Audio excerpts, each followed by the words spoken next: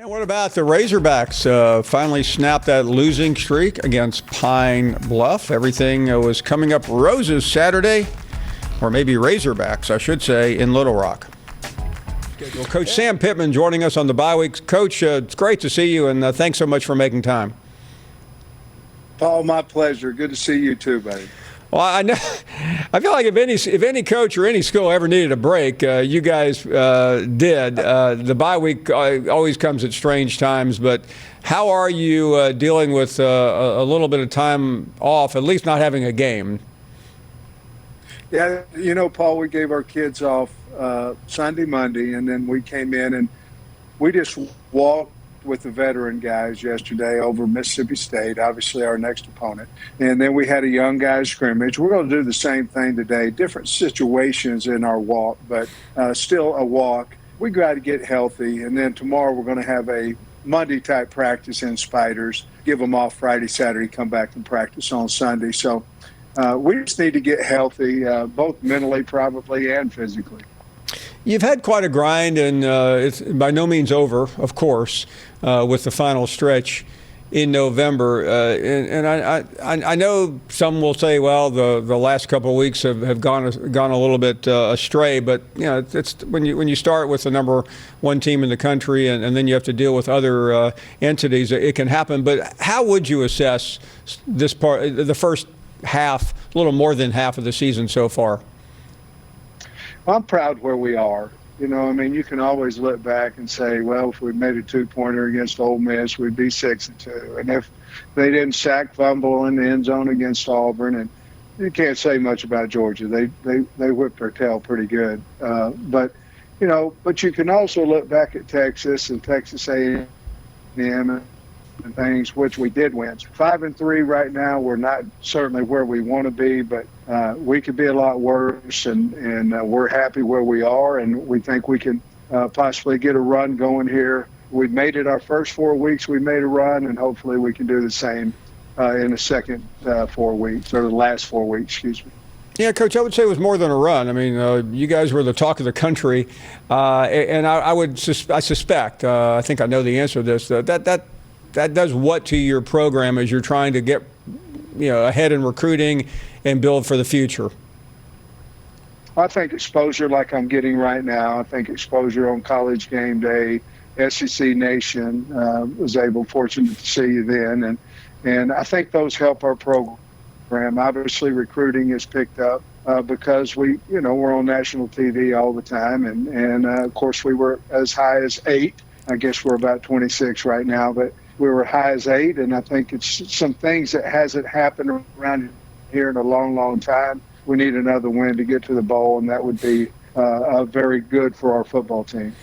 I mean, I know some would argue, maybe things got a little bit ahead, but it's not like you were given anything. I mean, you beat Texas, we saw that, and then you beat A&M, and then you go play Georgia. So it's, it's been earned, and it just feels like, this program is relevant again. And before you got there, quite frankly, it was hardly mentioned. Well, thank you, and that's what we wanted. We wanted the folks of Arkansas to wake up on a Sunday and have something to smile about, something to talk about besides, how bad we were. We've got to that point right now. We can compete. Certainly, the winning part is going to have to do with a little bit more of recruiting, a little bit more depth. Our ones, when we lose our ones, it shows a little bit right now. We have capable twos, but we've got to get a little bit better in recruiting, and we will. And but I'm proud of what our football team has accomplished. I know you can't look at one game and try to figure out if you beat this team and they beat that team, but still, I mean, you beat A&M. It was a significant win for your program. A couple of weeks later, we write A&M off, and then they turn around and beat Alabama. I'm just curious what type of expression you must have had watching that game. Well, the quarterback hadn't played a lot of ball when we played. He played about a half, maybe 3/4 against Colorado, and he's playing much better. To be honest with you, I think we have a good football team. You watched the game, I'm sure, A&M and us, and it wasn't a fluke. I'm not saying we beat them every single time we played them, but that night was not a fluke. but we knew they had a good football team. Jimbo Fisher's one of the best coaches in the country, and we knew that they would come around and be what they are right now. Coach, I'm curious about something. You played in that incredible game against Ole Miss.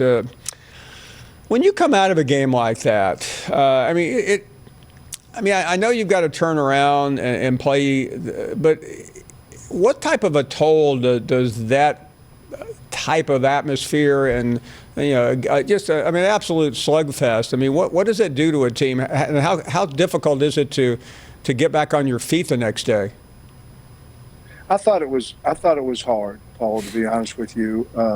Our quarterback, we did everything with him in that game we possibly could. You know, he threw it a bunch, he ran it a bunch, just gave an unbelievable effort, and he was beat up. I think he was beat up a little bit physically and certainly mentally both. It seemed like the next game was Auburn, and not only the team, but I wasn't on my A game. I mean, I made some calls that just didn't work. You know, we tried to kick a field goal on fourth down, didn't make it. Tried to go for it, didn't make it. It just seemed like that whole day. And give credit to Auburn. They got a really good football team, and Bo Nix played an excellent game against us that week. But it is hard to get up and up and up and up. But that's the SEC. Talking to Coach Sam Pittman. Coach, I know because I'm curious about a couple of different things. And this week and last week, it seems like every week we get calls from fans who are unhappy with officiating. And I'm not looking at a specific situation, but as a head coach, take us through what it's like dealing with bad calls. And you've certainly had your share. Well, I think it's difficult. All we want is to be equal, and whatever that call is, the same call on the other side. And so it's difficult, and I think we all see things differently. We say if it's a pass interference, it's not, and if it is, it's on somebody else. And I get all those things, but yeah, it's difficult. I've got a pretty good demeanor, but also I get frustrated as well, like I'm sure every other coach does. Is there? I guess that we're talking to the commissioner in a couple of hours, and I'm not having you do my work for you. But is there a better way than we're doing it right now? I don't really know the answer there. Communication is a big deal from officials to us, and I think that works both ways. I think there's got to be some type of rule changes, for the flops and certainly for the targeting calls. I think we'll address that. And if we can clean that part of it up, then, we may have too much on officials, to be honest with you. And they're looking for everything. And maybe that's part of what might be a problem. I'm curious about the flops because that comes up all the time, and I think it was Nick Saban who said a couple of weeks ago he understands why teams do it. But is there anything that you can do? Because how do you really know in a situation like that? No, I don't think you can as an official. I think we take that totally off of them. I think that's unfair to ask them to say is he hurt or is he not hurt. It's a coaching issue. To be honest with you, it's a non-penalized flop, and as long as there's not a penalty, possibly if you see something after a game and you suspend the coach or the player for doing that, then maybe it'll stop. But right now, you're seeing 20 flops a game and all that kind of stuff, and I don't want to get too deep into it because I don't know that all of them came back healthy. And I'm certainly not a medical doctor, but it has to be addressed. Before we let Coach Pittman go, Coach, I know you mentioned what's happening with your team in terms of scrimmages during an off week. So when we get to this weekend, what do you do on Saturday when you don't have a game, which doesn't happen very often? Well, I'm going to recruiting, and I'm going to end up in Hot Springs, and I'm going to be there in Hot Springs in my new house down there, and going to spend the whole Saturday, and then we'll be back Sunday morning and practice on Sunday, being that obviously we can't practice next Tuesday, so we'll practice Sunday, Monday. But I'm going down to Hot Springs. I love it down there, and I'm going to go set out on the lake. It's a beautiful place if you've never been. Thank you, Coach. Always good to see you. Really appreciate your time, and we hope to talk to you again very soon. You're the best, Paul. Thank you so much. Thank you. The one and only Sam Pittman, just one of the most likable people in this industry. How about them Razorbacks? They host Mississippi State next week. You know, I loved the last year and a half listening to Chiz talk about how great this defense is in terms of their alignment and their assignment soundness. All of a sudden, that's gone away the last 3 ball games prior to Arkansas Pine Bluff. 3 receivers running wide open in the secondary, not tackling, not fitting their run assignments. They've got to get back to doing that. Arkansas, baby. Gas up the bus. Bring me back. Oh, stop it. Can we get KJ? You've been off the bus for like 7 weeks. Hey, back on. No, I am the bus I will not driver, accept Tim. it. I'm the bus driver. We need to get the ball Your back. ticket is invalid. KJ Jefferson, He's just a Treylon bus driver. Burks. Get everybody back to going. Also, defensively, stick to your zone coverages. Do not play man. Get back to what you do really well. Mark Stoops, Mike Leach, Kentucky, Mississippi State Cats looking for their 5th conference win. It would tie for the 2nd most in school history. Of course, they'd have to slow down that air raid, which is operating at a very high rate of efficiency. And Will Levis, oh my goodness, what a hit that was. Well, I'm going to tell you this. This was a physical defense tonight. Will Levis was on the run for his life a lot during the night. But let me tell you what, these guys, when they brought the hat tonight, they were depleting people. in the game, by the way. That was Martin Emerson For targeting. He was gone. And then Levis throws. Picked up by Sean Preston Jr. Do you know what happens if Mississippi State beats Kentucky? I did not properly set this up. No. If that happened, Georgia wins the East. They would clinch. Just so you know, now that's out there. Welcome back, Josh Ali. No we missed kidding. you. And suddenly, we're not deadlocked at goose eggs anymore. 7-zip Kentucky on the Ali 74-yard punt return touchdown. 2nd quarter. Jaquavius Marks.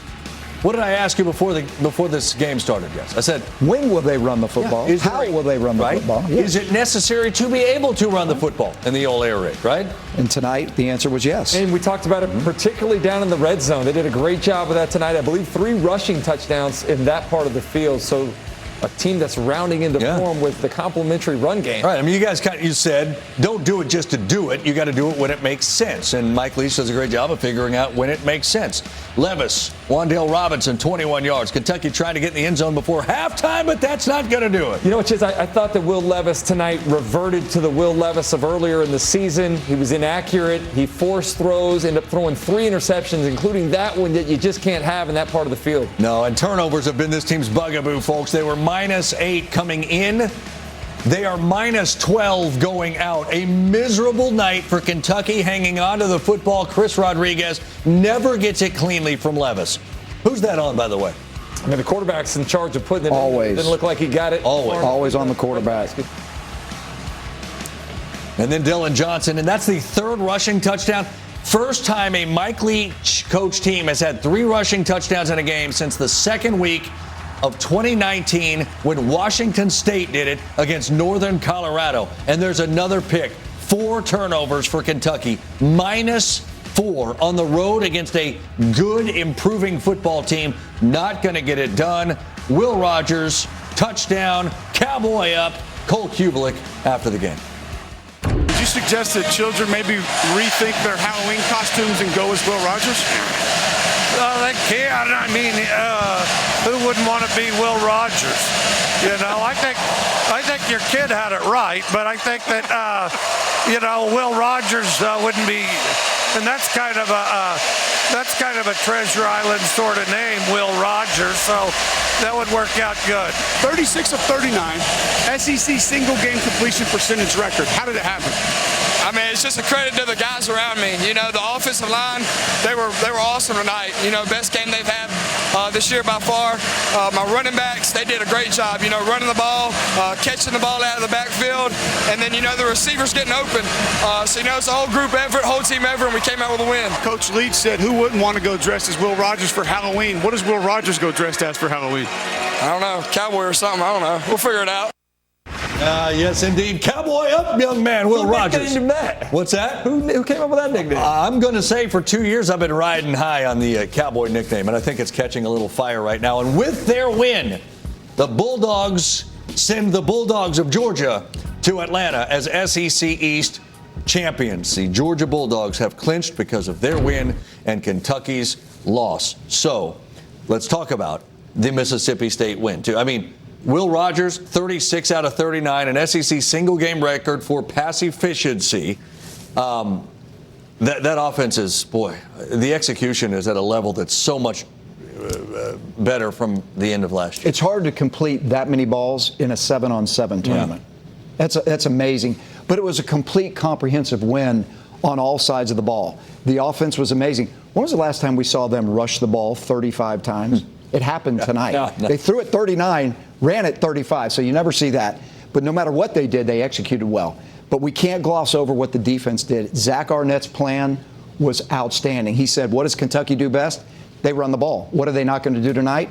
We're not going to let them run the football. They were blitzing guys from every angle, every way they could do it, CD. And they said, we're going to make Will Levis beat us. And 4 turnovers and 14 points off of those turnovers later. Defense played great for Mississippi State. Yeah, they certainly did. This was a team win in all 3 phases tonight. But I want to go back and talk about the offense, because remember last year there were points in time where people were saying, is Mike Leach's air raid offense going to work in the SEC? They're not going to be able to figure it out. The athletes are too good on defense. Well, it looks like they're figuring out. One, because they've had a lot of time together, the repetitions of guys really understanding what their role in this offense is, and Will Rogers running it to perfection. But 2, when teams are dropping into coverage, when they're only rushing 3, they've decided now they're going to run the football, something that it looked like Mike Leach had an aversion to doing initially. But as you mentioned, Chiz, tonight that stat line, 39 passes, 35 runs, that's as balanced as we've seen Mike Leach's offense at Mississippi State since he got to Starkville. And I think you're starting to see them become an offense that a lot of defenses don't necessarily want to face because of how efficient they are. It was funny yesterday, I think he said, or earlier in the week, he said, we don't really care about leading the league in time of possession. We want to lead the league in plays run. And I don't know that they ran as many plays as they would have wanted to, but they're going to improve their time of possession numbers if they continue to run the football as effectively as they were able to do tonight. Well, and then a lot of their passing game is glorified runs, right? They're dink and dunks to the running back, so that kind of, stacks up with it. But they're extremely efficient. The reps, as you mentioned, are definitely carrying over. Just the second loss of the season for Big Blue. Mississippi State, obviously, they're playing really well right now. Won their last 2 ball games. Their quarterback, Will Rogers, was incredible last Saturday. I think he was 36 for 39. They protect him real well. Nobody really got close to him. Have a lot of wideouts that are playing really well. Have 2 really nice backs on offense. They're starting to hit on all strides, I think.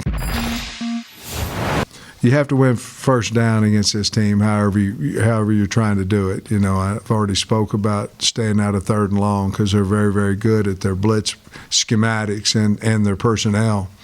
And so you have to win first down, stay out of 3rd and long, and however that is, obviously, whether it's run or pass. Obviously, we're a run football team first, and we're going to try to establish that. Well, they're very effective with it, and I think every throw is a run. I mean, basically, they get 20 personnel and they flare different guys. Sometimes both of them, one to play action, flare another guy. But they're just, I saw them the other day on 3rd and 2, and it was just flare to the back, first down. I mean, it's I don't know his philosophy, but it looks to me like the short passing game is a rush for them. They did run it more than they have, I believe, all year Saturday against Kentucky, and ran it well. They've got adequate, really good backs, quick, shifty guys, but I think basically he's just trying to move his sticks and find mismatches, find open space, and Coach Leach is really good about that, and I think Will Rogers understands the offense really, really well, and they're averaging 10 or less because they don't throw the ball very far down the field the majority of the time. They're trying to stay on rhythm and move the chains, and can get very frustrating if you don't break up a pass or get to the quarterback or something like that. It can be frustrating because when they're on, they're on. Our running back position, when you add, on the ground in the air is pretty high. And I think it'll remain that way. But I think that, the better you are on the O-line, the better your running backs are, and then the better, your quarterback is at transitioning between different things out of different sets. I think the stronger it's going to be. Well, I think they'll do some similar things. I think that, I think they'll mix it up a little more. I don't think they'll be 100% comfortable bringing 3 every time. I think they'll probably be a little more aggressive. They don't really like to blitz, though. After seeing the film and watching Will's performance again, how would you grade how he's kind of developed in this system offensively specifically?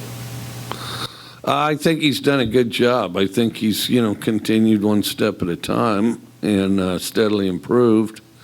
And but along with that, and it's hard to gauge sometimes because the improvement of the receivers and the offensive line and the running backs contribute to Will's improvement. When you go back and watch the film of last year's game, and what kind of stands out to you? I mean, what kind of went wrong in that ball game from your recollection? No, we never got in a rhythm at all. We never got in a rhythm. Their 3 could whip our 5. We sometimes had stuff underneath. Our eyes were in the right place. We didn't put the ball in what they gave us, and then we got frustrated, and then it became a series of overcorrections. You mentioned Arkansas a little bit before, but what kind of sticks out to you the most about them, whether it's on offense with KJ, defensively? What sticks out to you the most about the Razorbacks team this year? They're one of the oldest. We back to back, we got 2 of the oldest teams, plus they have an off week, so again. And then, so I'm sure they'll be prepared. I think they've got incrementally better too. Mississippi State playing really good, and I'll mark this down too. You'll never hear me probably say this, not too often. I don't know in the near future, but if it wasn't for the great defensive effort of Vanderbilt playing against Mississippi State, Will Rogers has been the best quarterback in the SEC. Recently, in the last 2 to 3 weeks, no doubt about it. I don't really count the Alabama game because that's just Alabama coming off a loss. They had no chance. It was going to be what it was going to be. But outside of that, though, Will Rogers is dealing and is a really good quarterback, and the defense of Mississippi State is legit. Now, how does Arkansas kind of tweak their zone defenses and coverages, knowing that you're missing Jalen Catalon, who does a lot for that defense? How do they kind of make up for that missing piece in the middle of their defense? We all know how much I love Jalen Catalon. Richard, I know you don't have kids, but what kind of dad you think you're going to be? Demanding? Yeah, absolutely. 100% of the time, 100%. Okay, because we're looking at you, Will Rogers. I know you went 36 for 39. Amazing work, okay, in your win against Kentucky. But we're the stern dads. We're the tough dads. A 92% on that test, it ain't going to be enough. Richard, let's talk about it. Well, I will say it's not all his fault. Look, there's an old adage in football that if you're a wide receiver and the ball hits you in the hands, you got to catch it. I mean, look, come on. No. You got to catch it. You got to catch that. Bring it down. Also, Will Rogers put that where it needed to be. You got to catch it. He did. Although it's not always the receiver's fault. I know. Look at that. I don't know if you got his hand on it. Disagree. I'm going to give that to this You get your hands on it, got to catch it. Got to catch the ball.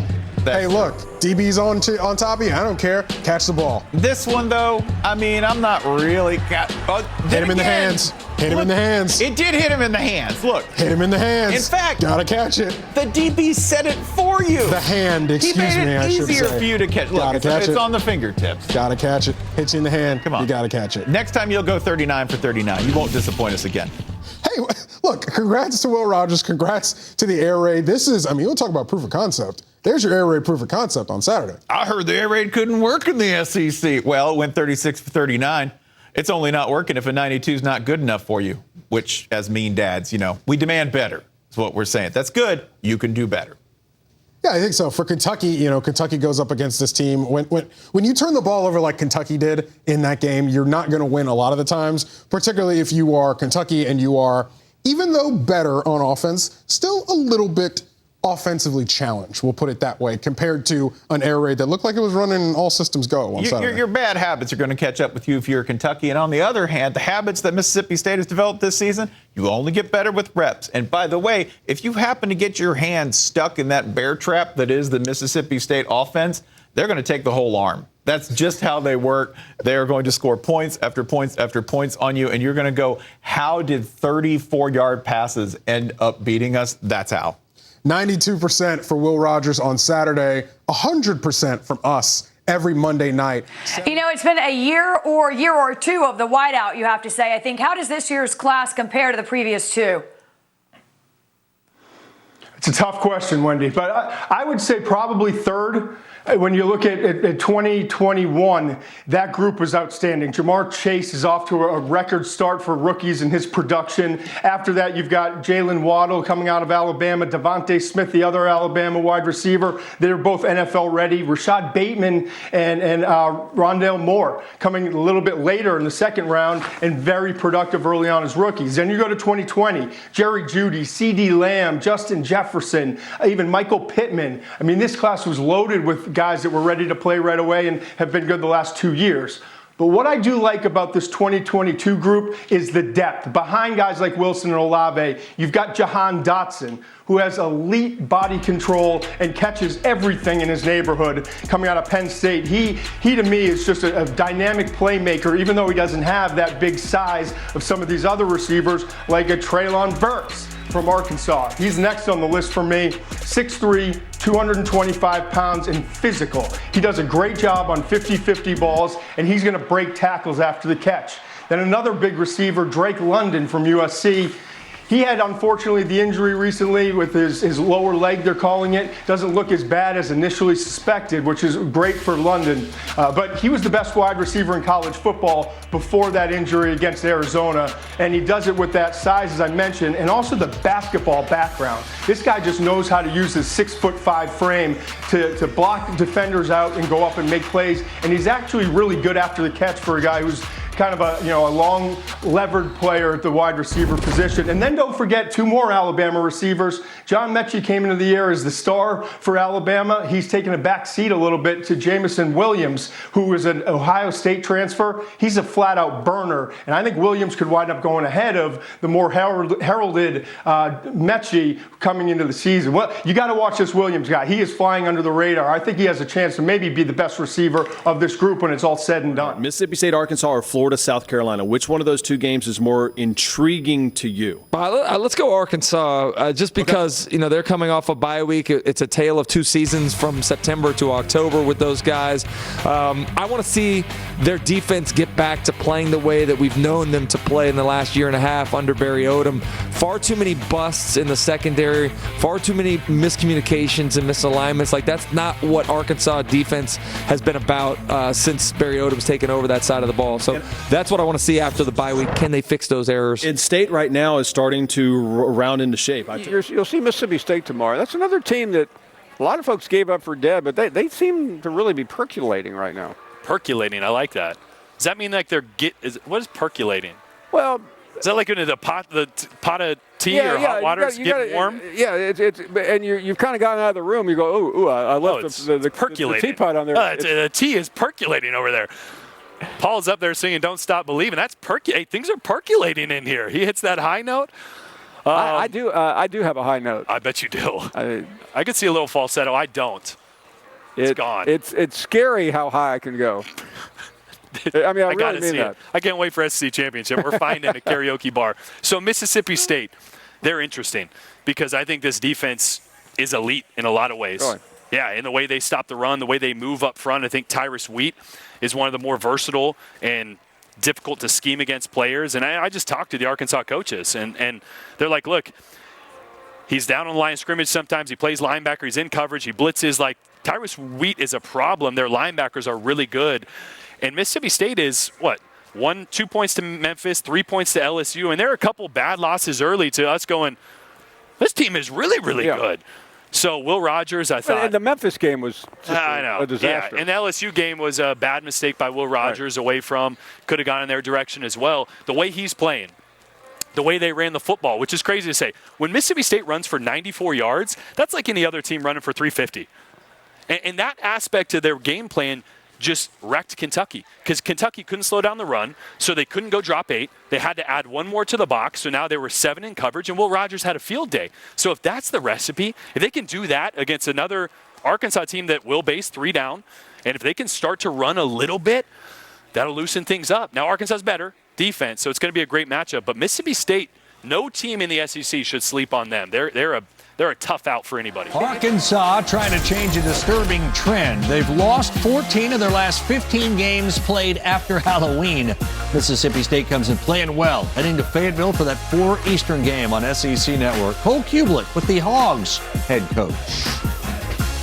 Coach Pittman, your team throughout the course of the year been a little bit banged up. I know a week off had to help. Just give us an update of where you guys are from that perspective. Well, besides, I think we've had 2 that are out for the year. Besides that, I think we're going to be as healthy as we've been since game 1.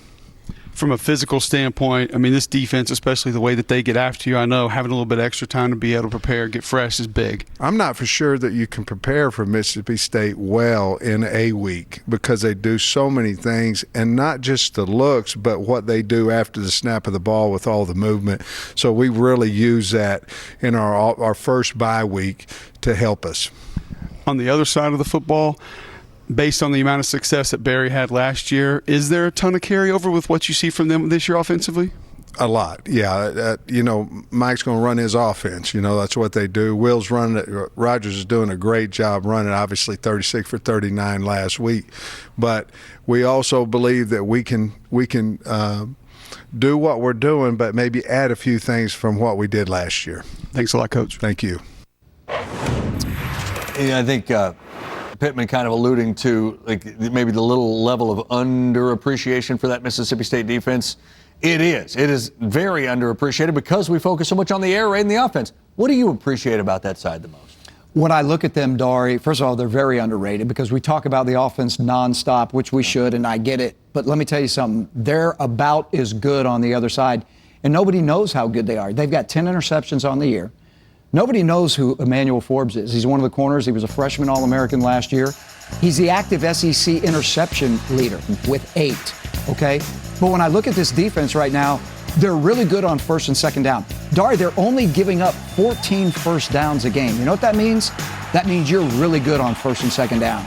They stopped the run. What'd they do to Kentucky last week? Held them to 66 yards rushing, which was what they do best, and that was a huge part of their win. So they're great in rush defense. They get off the field on third downs. They do not give up a lot of time of possession because they don't give up a lot of first downs. Mm-hmm. So I just think it's an underrated, underappreciated defense that Zach Arnett, another name a lot of people might not know, has done a fantastic job with these guys. It's interesting, too. I think his name might come up a little bit later in the show, Zach Arnett. You were a coordinator at a couple of places where the offense was all that was talked about, right? At Auburn, when you were coordinating that undefeated team, right? Yeah. And Jason Campbell and Ronnie Brown and Cadillac Williams. That's right. At Texas, you're running the defense for Mack Brown. They got this dude named Vince Young, goes on to lead him to a championship, and everybody remembers the moment in the Rose Bowl. When you're running a defense for a team, but all the talks about the offense, does that do anything for your unit? Of course it does. It does. These guys got a lot of pride. There's a lot of great players right now. And when you're out there doing what you do and you're grinding every day and you know you're playing well, and I'll give you an example. We had the number 1 defense in the country in 2004, but we had so many draft picks on offense that we didn't really get talked about a whole lot. And that meant a lot to our players because of the pride and because of, the work they've put in. They want to know that on game day that they're going to get recognized. So you can act like they don't hear it. You can act like they don't care about it. And they're going to say all the right things in the press conference and all that. But I promise you, when they get a huge win over Kentucky and all they talk about is Will Rogers going 36 for 39, which they should be talking about, it matters to the defense. Yeah. Well, they're going to get a chance against Arkansas. Human nature. On the road. Our middle game of the day on SEC Network. Let's get to another game. That was really interesting. To Fayetteville, where Arkansas and Mississippi State meet. They're getting the field ready to go for that. The Razorbacks, 4.5-point favorites. Both teams looking to get bowl eligible, sitting at 5-3. So what are we watching in this game? Paul, we'll start with you.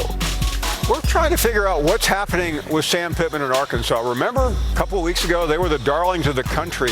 They have really hit the skids, and this Auburn team that's here today helped put them under after they beat A&M and had a couple of big games. So I'm really curious about Arkansas, guys. I'm watching these running backs for Arkansas and KJ Jefferson. I think that's the difference maker in this game. Can Arkansas continue to establish the run against a really good Mississippi State run defense? If they can control the clock and they can make this their style game. No doubt, but I'm a little bit more intrigued with the other side of the ball. Mississippi State's offense. Last week, I thought they did a great job of balance between run and pass, and Kentucky was confused the whole entire game. Now, will Leach run the ball enough to stay balanced this week? I think that's the question. If he's willing to, I think it's going to give teams a lot of problems. How different has this offense been, though? The ability, like you said, to run the football a little bit has allowed Will Rogers to be so efficient. He went 36 of 39 last week. That's tough on air. That's hard to do out here in a parking lot if you give me that many throws. So this offense for Mississippi State is really trending. We're not going to let you off easy here, okay? We're going to put you to work a little bit here on SEC Nation. Got to get some game picks from our guy. Let's begin with Mississippi State at Arkansas. You've been driving this Arkansas bus, but you were right about Mississippi State last week. Who are you taking in this one? Well, Will Rogers, Mississippi State, they're playing at another level right now. They're really hard to beat, especially with the defense playing at the way they are. But I'm on Arkansas.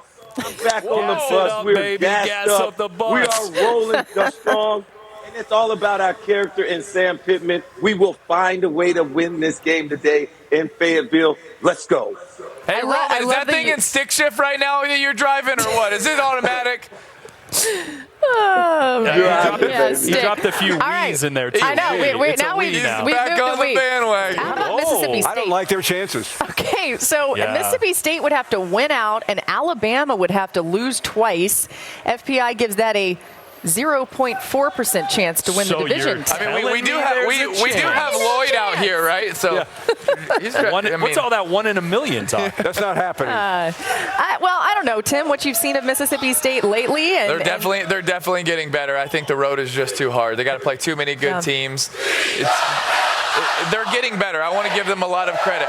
But I even think they got a tough one today as well. Absolutely. They could win out. That's very difficult. They have the ability to win out. I don't see Alabama losing twice. That's the problem. Right. Alabama, has LSU today. They do have the Iron Bowl toward the end of the season. That one ends up being super interesting, especially depending on what happens today. But as you can see, for Mississippi State, if they won out. At Auburn, it would be such a hard place to win. At Auburn, Ole Miss is going to be tough. It's not easy. That's why we always talk about Alabama when they have to go to Jordan-Hare, too. Even though it's Alabama, it's still get nervous for that. He's saying swipe. Paul, no, swipe to the next. Move it. How about the Bulldogs get 5.5 against Arkansas? The Bulldogs have won 7 of the last 8 games against Arkansas. The Bulldogs are hot, beating ranked Kentucky last week. Coach Mike Leach, the magician, gets another upset win. Bulldogs upset Razorback.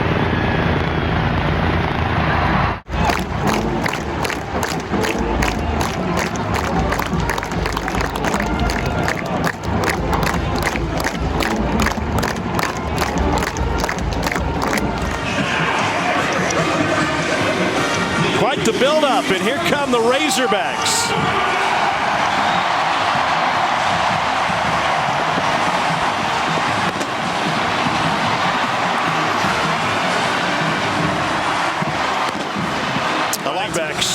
Marks and Johnson first and third in the country in receptions on the season.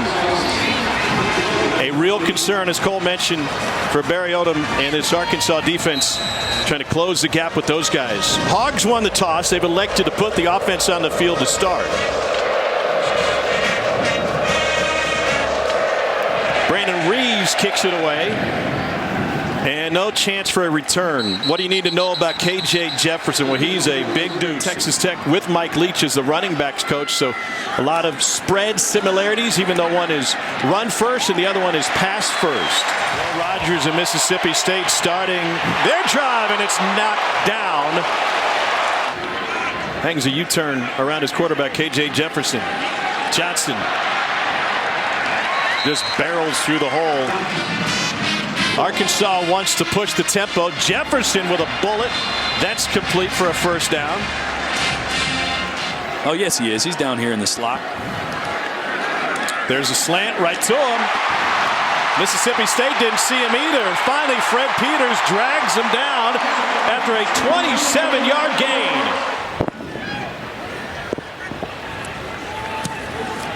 He's got the distance and nails it.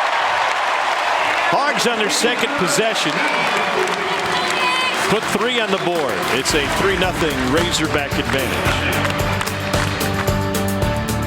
Taking the MCAT, whenever his football career is done, it's likely headed to medical school. Whoa, what a takedown. Jo'quavious Marks finds just one. John Ridgeway body slammed him.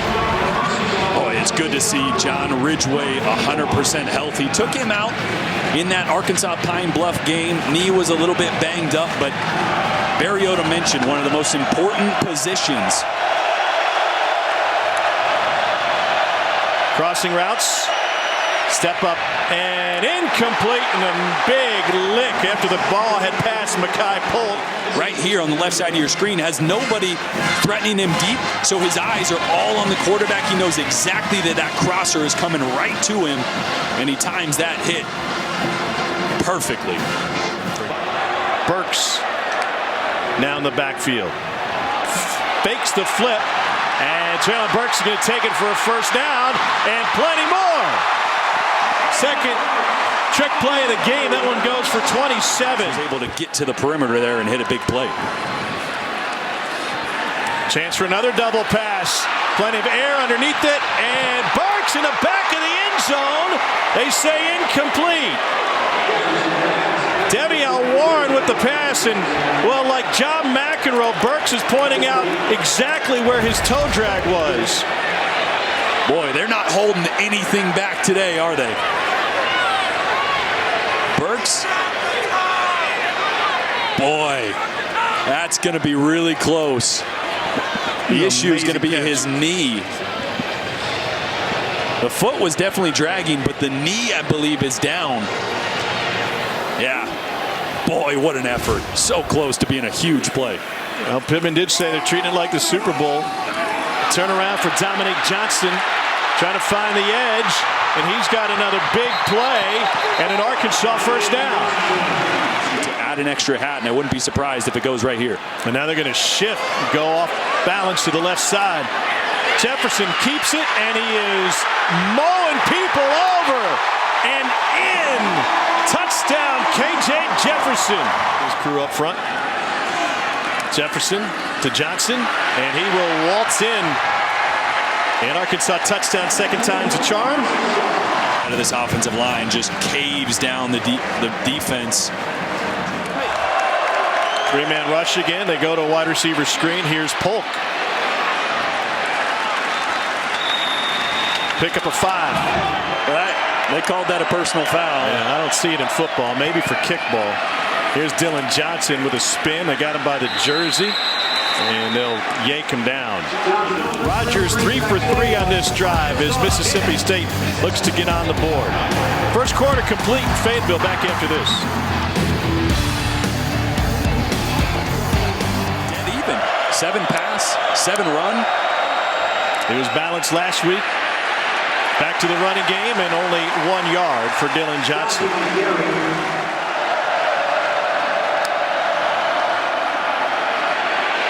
Rogers flushed on the run, intercepted.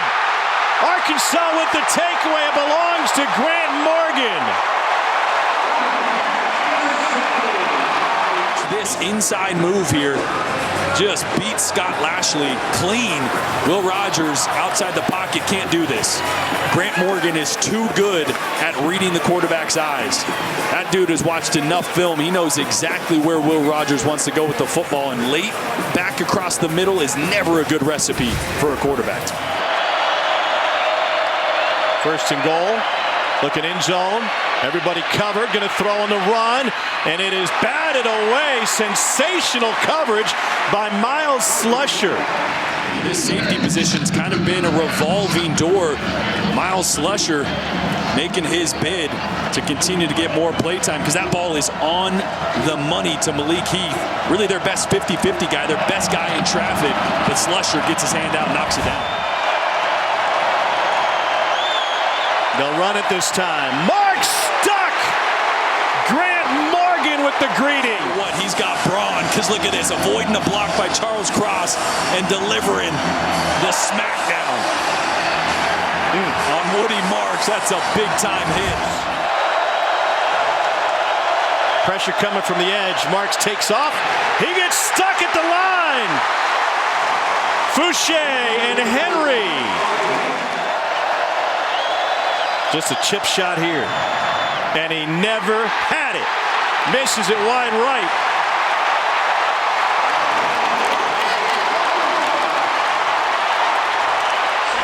Sam Pittman talking about this is a big game where they brought back a Hall of Famer, Steve Atwater, who originally came to Arkansas as a quarterback.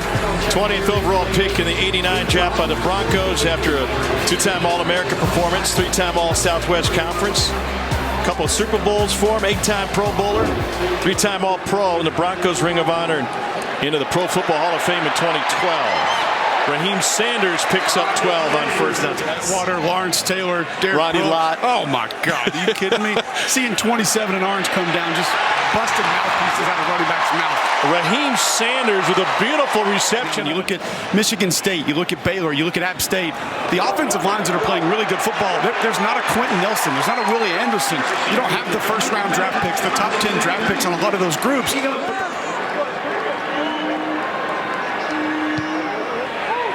And he drills it. Rodgers missed on his first 4 attempts. Better lately. Deep downfield. 3-man rush. Rodgers runs out of time. Taken down from behind. Trey Williams at a Rockbridge High School in Missouri with a loss of 2. That I drew up previously. And they do. Williams is there, too high, and it is intercepted. Flag on the play. Slusher jarred it loose. Blair ends up with it. If it stands, it'll be the second pick of the game for the Hogs. Pass interference, defense, number 2. Take another look at Slusher. So Blair. The Blair or Slusher? They said 2. Yeah, Slusher.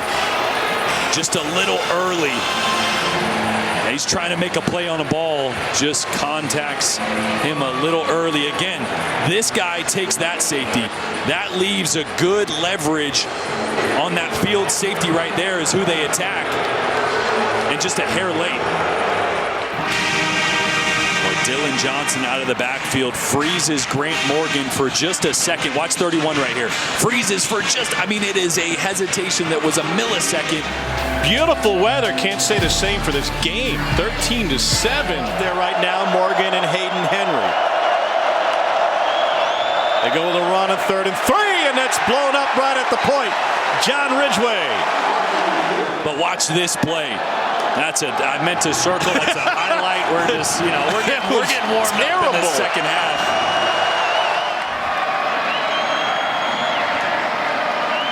Fouché showing blitz is going to back off. He's going to come. Oh, shovel pass and bumper pool. Watch his eyes go to the right the entire time. And then as soon as those linebackers shift and really that play side safety, the safety to his right gets out of the way, that's when that backside dig, called an end route or an end line route. Fake reverse. Jefferson going to keep it.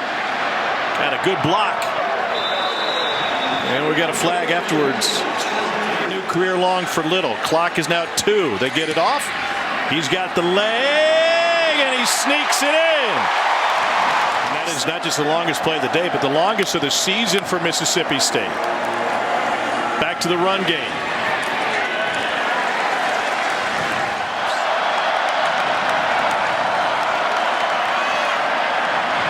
Rodgers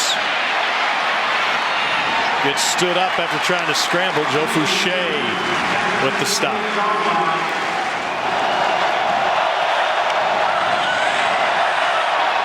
Leaking. Misses. He is 0 for 2 today, and Arkansas holds the lead.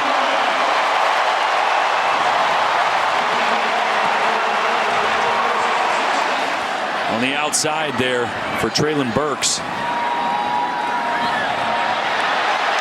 Big run. Dominic Johnson taking dudes to midfield.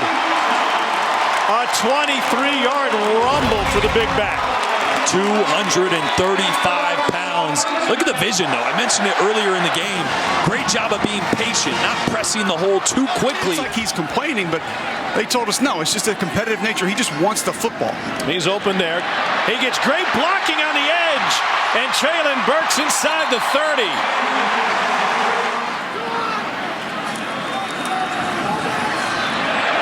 Room for Sanders. First down, Arkansas. Since the 1920s, Arkansas fans have been yelling "Woo, Pig City." But what is it? Woo is just a shout for a job well done. Pig, that's obvious, right?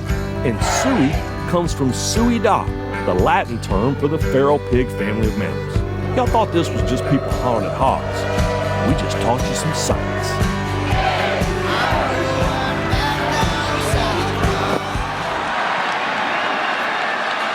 Pressure coming from the safety to the slant. Caught. Touchdown.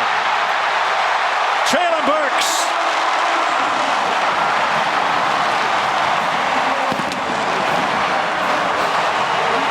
They bring pressure off both edges, which means no safety help. Man coverage across the board. You got Traylon Burks, no safety help. Attack the middle of the field, win at the line of scrimmage. He's going to do that every time. And Arkansas up 23-14. You're down 2 scores here in the fourth quarter, and we've mentioned this is a ball control offense. They can take their time, but they need to speed it up a little bit here. They go to the slant. Big knock at the point of contact. Miles Slusher. Cole. Those dink and dunks to the running backs. Take time off the clock when possible, and here's one rally to it and tackle. They're in the right place there. It was ruled incomplete. Corner route that's going to run things off, and then you're going to have a little double move here by Ra Thomas. Watch the hesitation right there, sucks the linebackers up, and then a perfect throw in tight coverage, and Mississippi State down 2, still in it. Got to get the run game established, then got to try to take a few more shots downfield. Here's Traylon Burks out of the backfield, and he was just one man away from breaking that one. Colin Duncan brought him down. He's one of 3 active players in college football who has a catch every game he's played in his career. Now the toss to him. And Burks has another first down. 16 yards for 16. Just get him the football any way you can. Little misdirection there. Fake the run to the left. Get eyes, get flow going to the left, and give it to 16. Back to the right again.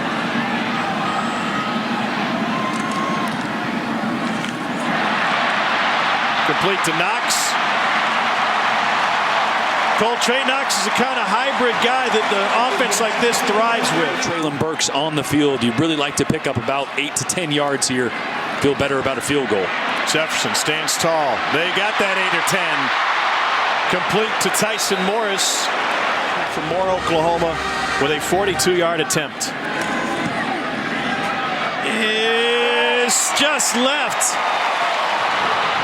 First miss of the game for Little.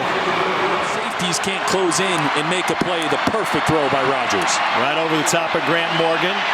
On 1st and 10, they get to him in the backfield. And another Arkansas sack taken down by Trey Williams. Rogers pumps, looks, scans, moves, and into traffic. It's taken down by Markel Utsey.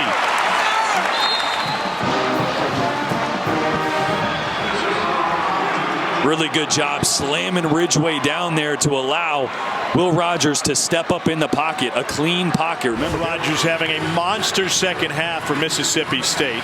20 of 24, 3 touchdowns. And he's pushed State in front by 5. Jefferson looking for Dominic Johnson in the flat. And that's a nice, easy pitch and catch, just as you described. Fred Peters forced him out. They'll run it with Johnson. He's got a first down and more. Well, he is a breakaway threat. That one goes for 11.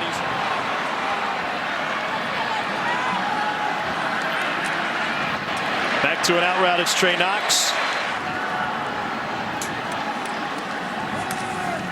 Jefferson pressured.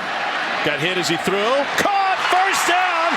It's 16. Pardon me, it's not 16. It's Tyson Morris. They like to throw this little flat route out of this. There it is. Knox again. Quickly out of bounds. Gonna roll. Looking to throw. 4th and 1. Incomplete. Flag down. They took Traylon Burks to the ground. State celebrating like they won the game. But there'll be a minute left and a fresh set of downs for the Razorbacks.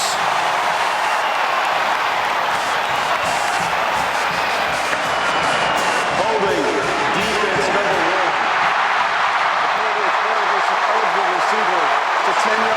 That's a matchup we've been talking about all day. Martin Emerson on Traylon Burks. Yeah, and watch Burks here trying to get back to the outside. And just gets held. Little bit of contact. Ooh, I don't know if that was a hold. Pocket holds for Jefferson. And he's able to flip it out and find Tyson Morris for his second big catch on this drive. 2nd down 4. Timeouts are huge here now. Jefferson looking in zone. Can't take a sack. Stays alive. And scrambles up to the 5, to the 4, and a first down for Arkansas. Heavy box now for State. He'll run it anyway. Johnson's in. Touchdown Arkansas. What a game.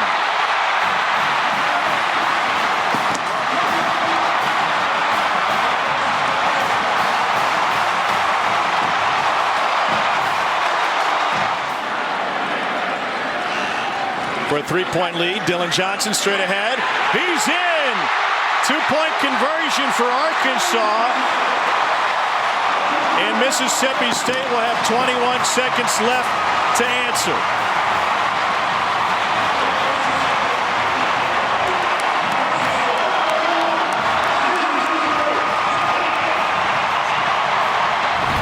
They got an offensive lineman, Cole, on the field, and a quarterback here trying to get creative. You know what?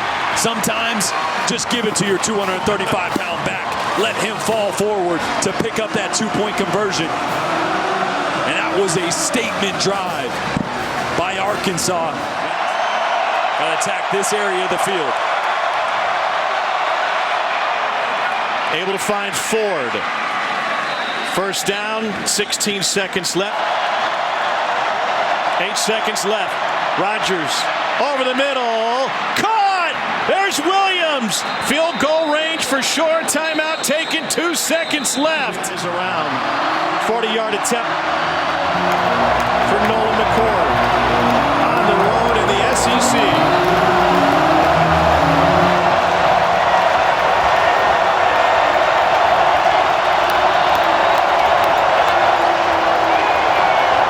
For the tie. No good!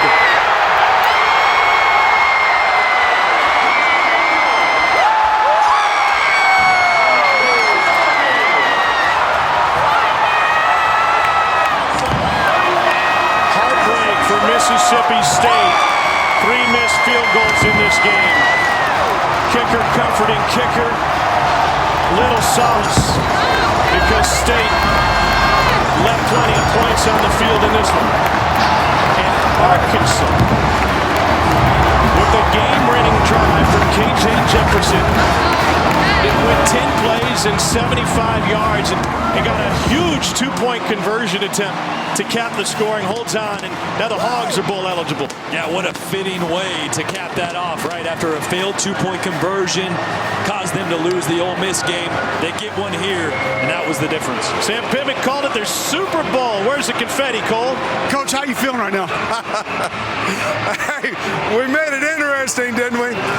Mississippi State has a wonderful football team, well-coached football team. We feel so honored to be able to win the game. And when we came down with 2:22 to go score, what a drive by Coach Browse and the offense and the offensive staff. And God missed it left, and thank goodness for that. You get that final touchdown in. Jordan and I are going back and forth talking about all these creative plays, throwbacks, this, that. You called the timeout, and then what do?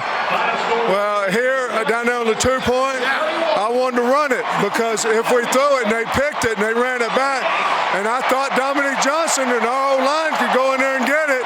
By golly, they did.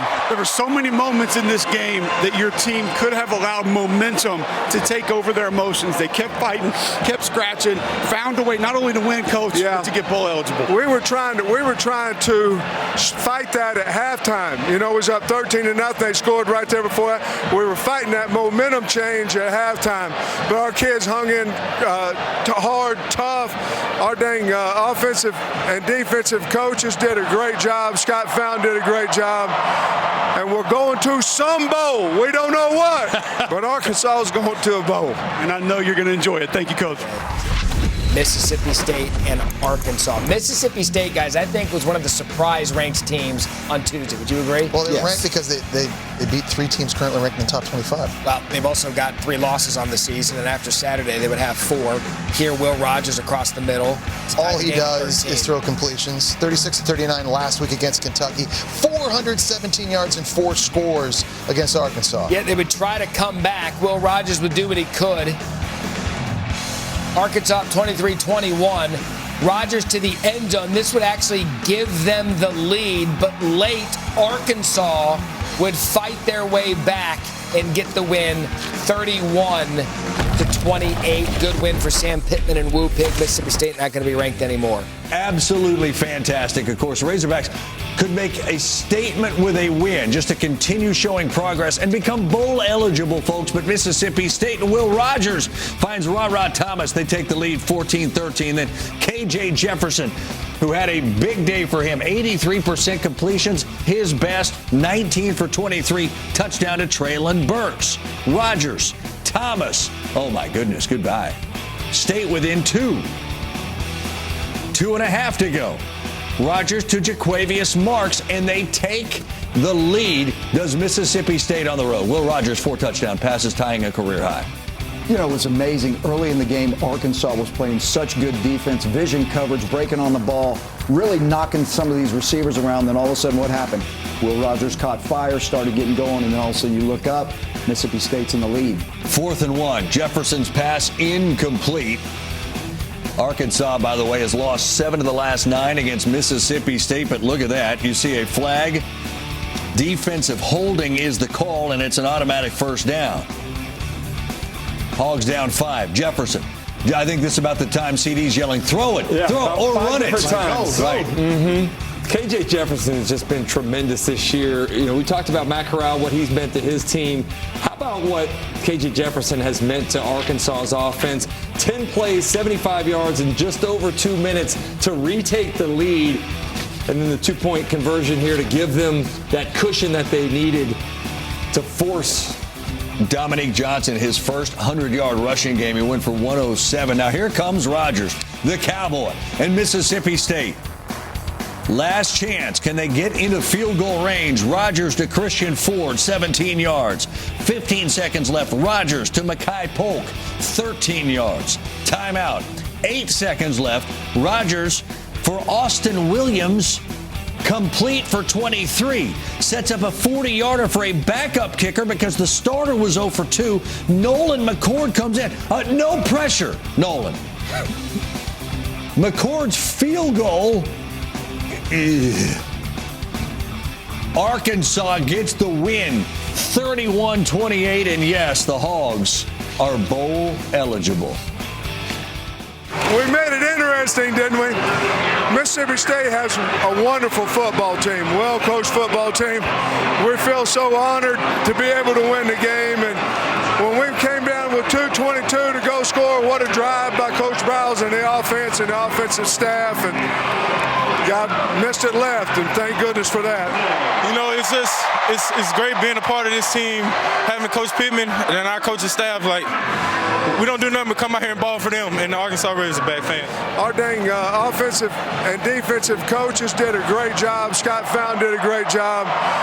And we're going to some bowl. We don't know what, but Arkansas is going to a bowl.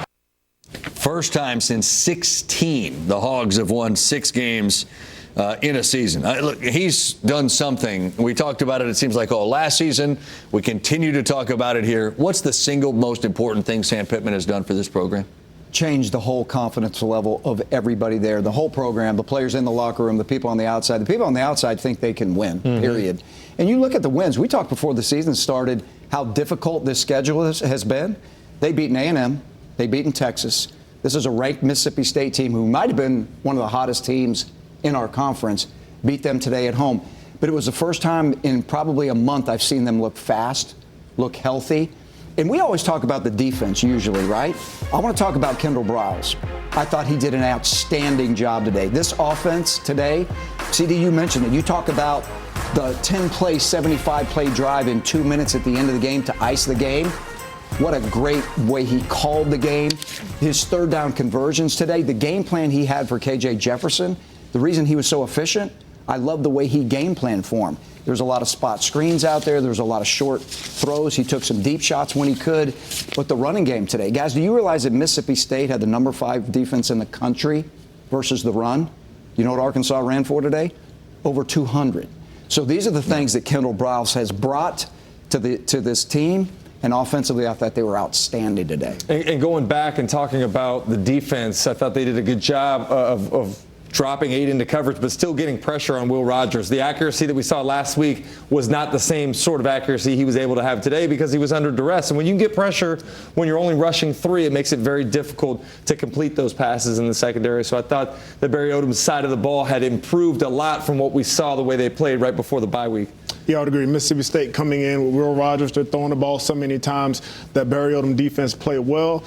They kind of got back to what we know about them, about getting those interceptions, causing those turnovers. But KJ Jefferson for me, I mean, KJ Jefferson, you mentioned it, CD, big, strong, fast, but he's the emotional leader of this team. He lowers his shoulder, he runs the ball in for touchdowns, but he also delivers the ball where it needs to be. Traylon Burks, he's had a catch in every single game he started in.